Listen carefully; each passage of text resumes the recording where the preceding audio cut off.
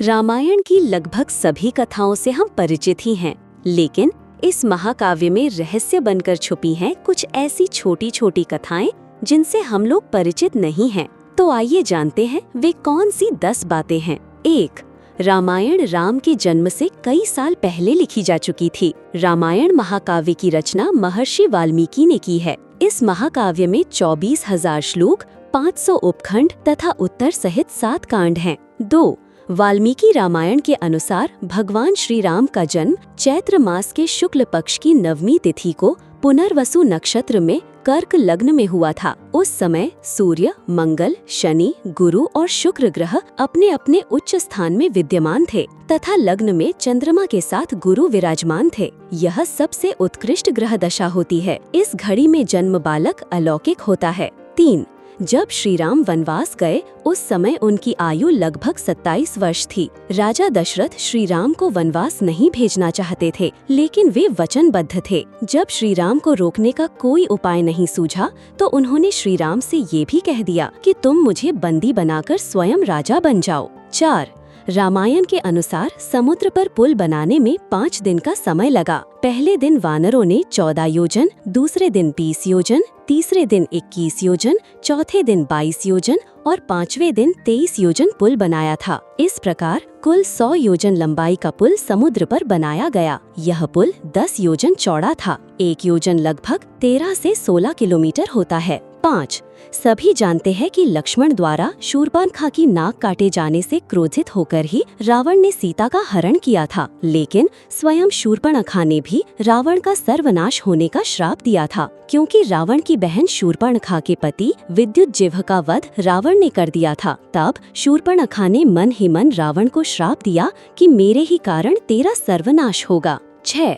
कहते हैं जब हनुमान जी ने लंका में आग लगाई थी और वे एक सिरे से दूसरे सिरे तक जा रहे थे तो उनकी नजर शनि देव पर पड़ गई। वे एक कोठरी में बंधे पड़े थे। हनुमान जी ने उन्हें बंधन मुक्त किया। मुक्त होने पर उन्होंने हनुमान जी के बल बुद्धि की भी परीक्षा ली और जब उन्हें यकीन हो गया कि वह सचमुच में भगवान रामचंद्र जी के दूत हनुमान जी हैं, तो उन्होंने हनुमान जी से कहा कि इस पृथ्वी पर जो भी आपका भक्त होगा उसे मैं अपनी कुदृष्टि से दूर ही रखूंगा, उसे कभी कोई कष्ट नहीं दूंगा। इस तरह शनिवार को भी मंदिरों में हनुमान चालीसा का पाठ होता है तथा आरती गाई जाती है। 7.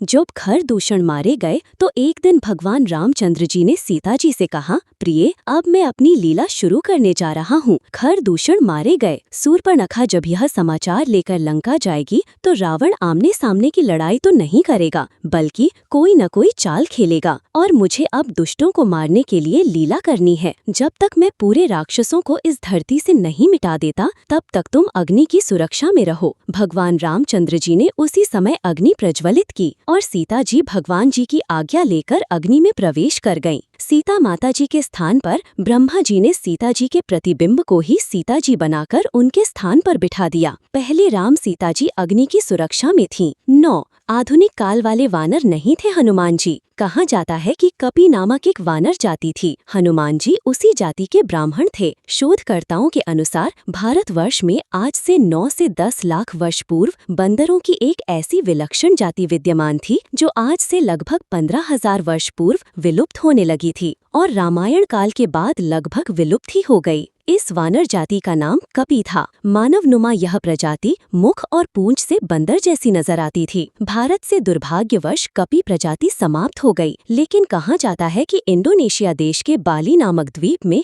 अब भी पुच्छधारी जंगली मनुष्यों का अस्तित्व विद्यमान है। 10. विश्व में रामायण का वाचन करने वाले पहले वाचक कोई और नहीं बल्कि स्वयं भगवान श्री राम के पुत्र लव और कुश थे, जिन्होंने राम कथा स्वयं अपने पिता श्री राम के आगे गाई थी। पहली राम कथा पूरी